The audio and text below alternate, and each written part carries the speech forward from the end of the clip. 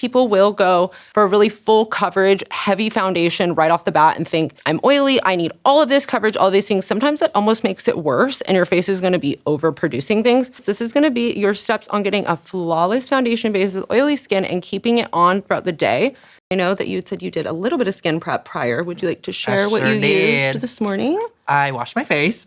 And then I had a little vitamin C serum because I always put that in the morning. I put moisturizer and then, of course, SPF. Making sure your skin is prepped right as well as hydrated. This is going to actually lock in and make sure you're not overproducing oil. So I love using this moisturizer because it is very light, but it is also going to get the job done. It's going to still keep you hydrated, but it's not going to be too heavy where you feel that like thickness of oil. So I do like to use sponges when I am applying this to my clients. And always make sure you are also getting your neck and décolleté because I feel like a lot of people always forget. When applying at home, I would say start with about a quarter size amount of moisturizer.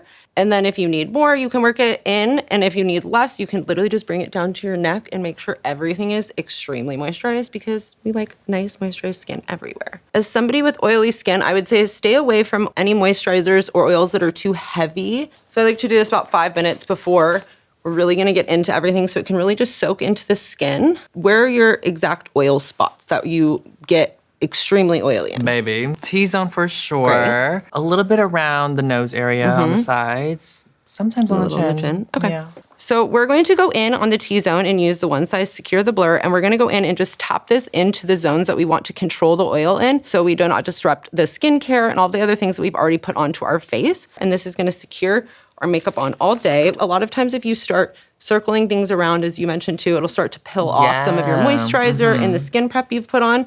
So if you do more of a tap motion instead of like a circular, and it's just really gonna lock in anything we want to keep in place. I'm learning so much.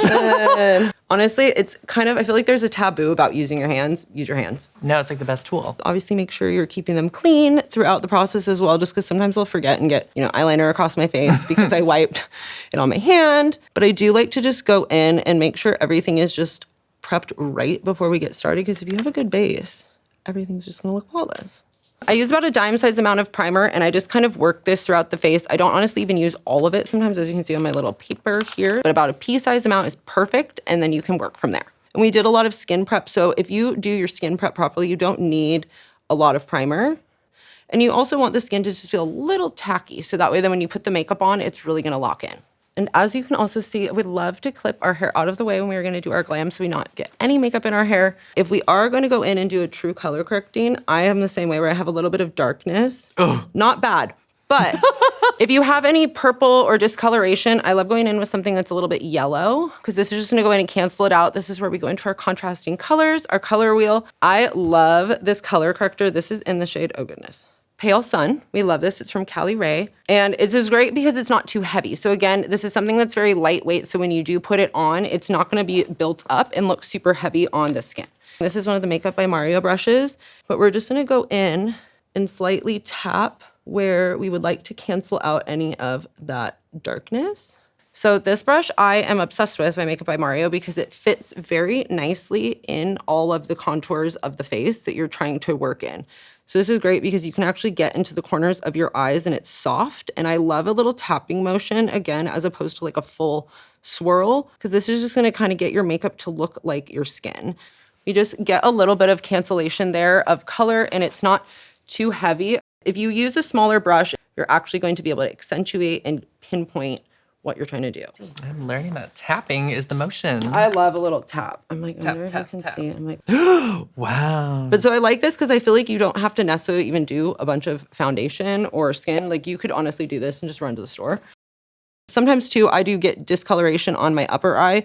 So in that case, I would just then bring it and swirl it wherever you're trying to do any cancellation of color. Can I correct my life? Just kidding. I wish. So I also am obsessed with, have you used Tower 28 concealers? Yes. I love these. I love to mix colors. I love to kind of just sit there and make sure that it's your color. So again, this isn't always the perfect thing for everybody, but if you do, you can always mix your foundation in with your concealer, things like that if you want to change the shade of it. If it's not still the right shade, let's say it's summer and you're getting a little more tan, you can just bump it up by adding in a little drop of concealer into your foundation and just play with them and work all of your colors together so it will be your perfect match. Who wants to find my perfect match? That's the next video we film. Literally me. So I love the Tower 28 because they are still very creamy, but they do matte down a little bit. And if you let it sit down, as you'll see, I'll put them on and I'll kind of let it soak into the skin a little bit so it's not as wet, and then you can go in and work everything out. I have quite a few different shades, so we're gonna go in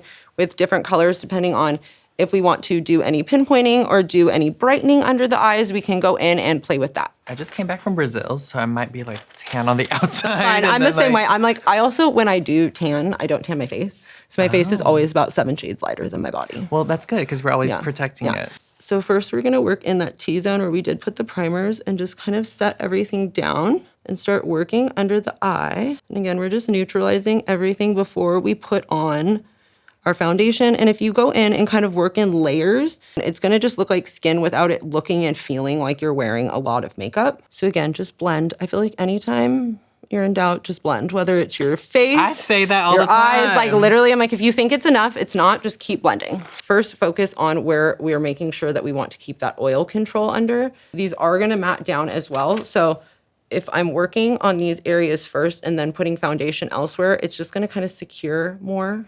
And then we can start adding in our foundation and our concealers and seeing where we would like to place them. I like to work in layers because, again, this is just gonna really make sure your skin stays looking like skin. Like, we're not to just go in and do a layer of concealer.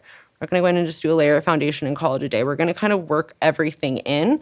So I'm gonna go in with 2 different colors of foundation. We're gonna do a lighter and a darker of House Labs, so we can work the lighter in the center and kind of keep the darker on the outside, so everything will also just look flawless. Love House Labs. Mother. Mother does no wrong. So I also do like to kind of start more on the outside. I like to keep the darker foundation more on the high point, so where we would then go in and contour. This is so detailed. This is why I'm like, when people are like, oh, I love your skin, I'm like, what, do you want the whole step process, or do we want the quick 15 minutes? I know, I typically just like But honestly though, once you do get the process down, I can do my skin like this in 10 minutes. So it's just more so going in and placing the product where we want to see them. Rather than everywhere. Exactly. Like, think of your face as a painting. You're painting.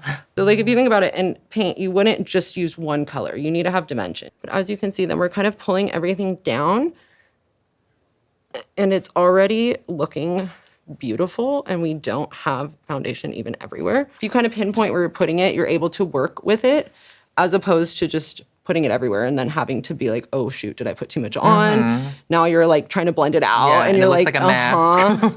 A lot of times people will go for a really full coverage, heavy foundation right off the bat and think, I'm oily, I need all of this coverage, all these things. Sometimes that almost makes it worse, and your face is gonna be overproducing things. But as long as you're doing the prep and the base right, you're not gonna have to worry about as many problems throughout the day.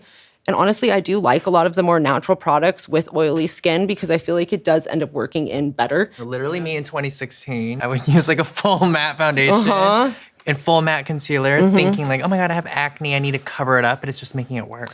Yes, and like because accentuating it, girl. So if you put on too much foundation and you're trying to take it down, you can actually use like a sponge or moisturizer on a cotton round, and you can actually work it in and then go in and buff everything out. And it's gonna just give you that smoothness, and you won't have the lines of like the concealer or the foundation if you're trying to go in and fix it. If I'm going in layers as opposed to just working and doing all over foundation, all over concealer, you could end up putting more on than you actually need. So by doing this, you're actually eliminating, honestly, probably about half the amount of product you would be using. So that's why then you can end up cutting things down, and you can get this down to a 10-minute routine.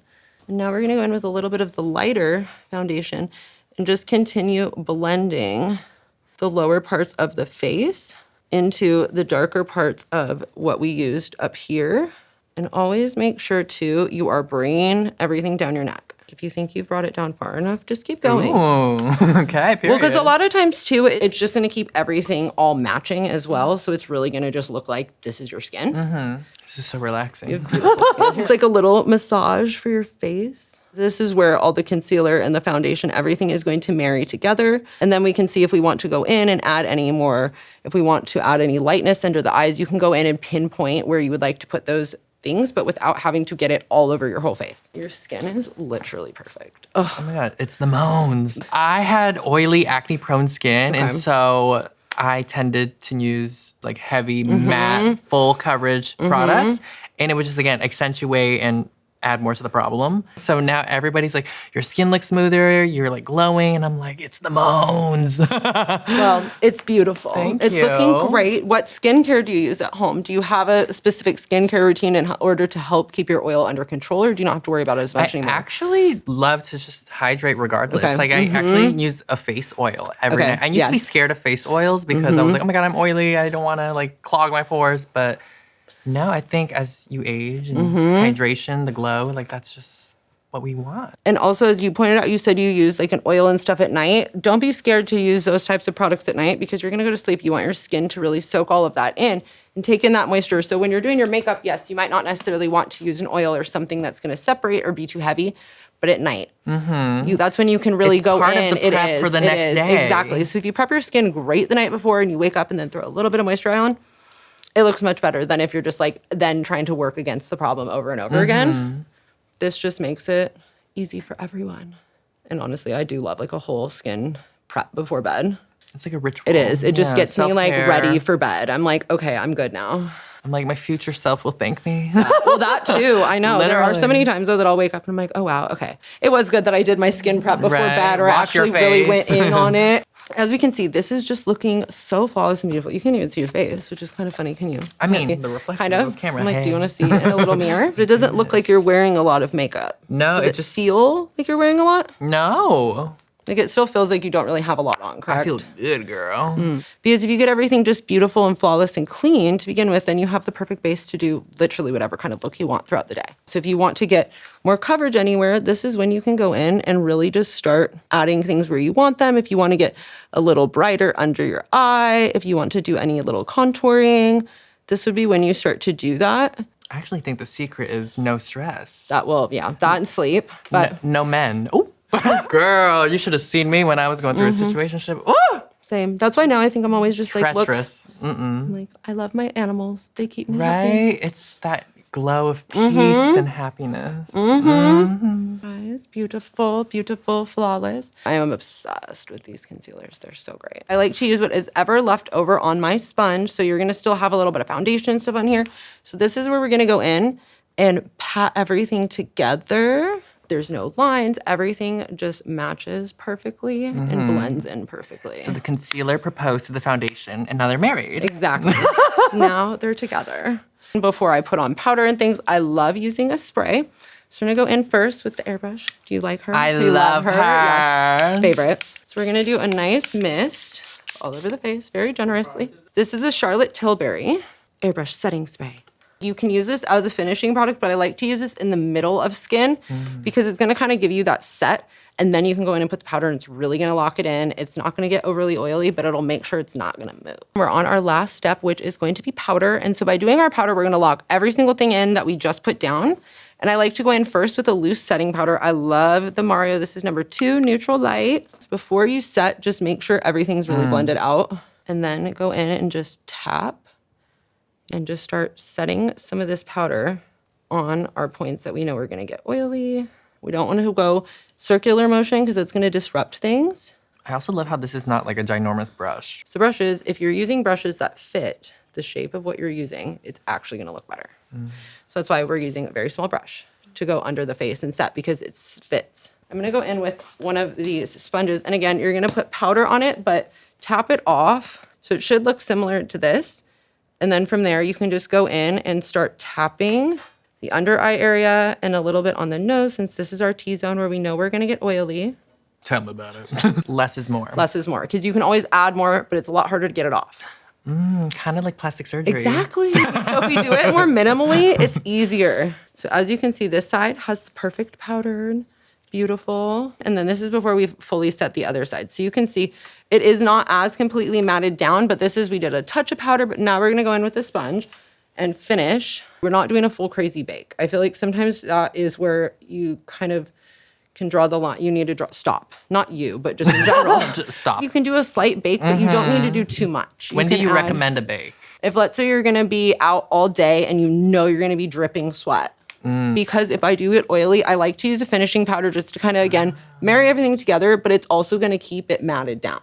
And I just like to kind of tap it into the places where I see any bit of glow or oil left. And I also did this too, that way you don't have to fully prime your eyes. This is a beautiful finishing, like also touch-up powder throughout the day. This is great. Prada also came out with these. Have you seen this? Ooh, it's green. So this is great if you have red. This is going to cancel out any redness throughout the day if you get super red. And it won't look like the Wicked Witch. It's not going to come. No. Because it's more of just a green neutralizer. So it's the same thing as color corrector. So if you get like kind of red throughout the day, if you're like out and sweaty and hot, you could just touch up a little bit with that. Beautiful. And then also, I'm sure you know. So cute. I just love anything mini because it's so easy to carry and take with me. Purse, yes. Exactly. You can just top in with something like this or the one size to just get even more finishing coverage. We are fully done and we would like to lock everything into place and we do not want it to move at all. So I'm sure you already know what we're about to pull out. I do. She's that girl. The one size on till dawn. We are going to make sure that our face does not move. So we're going to use this and it's also going to keep us from getting oily. And that is how you're going to keep your face oil-free and flawless throughout the day. Period.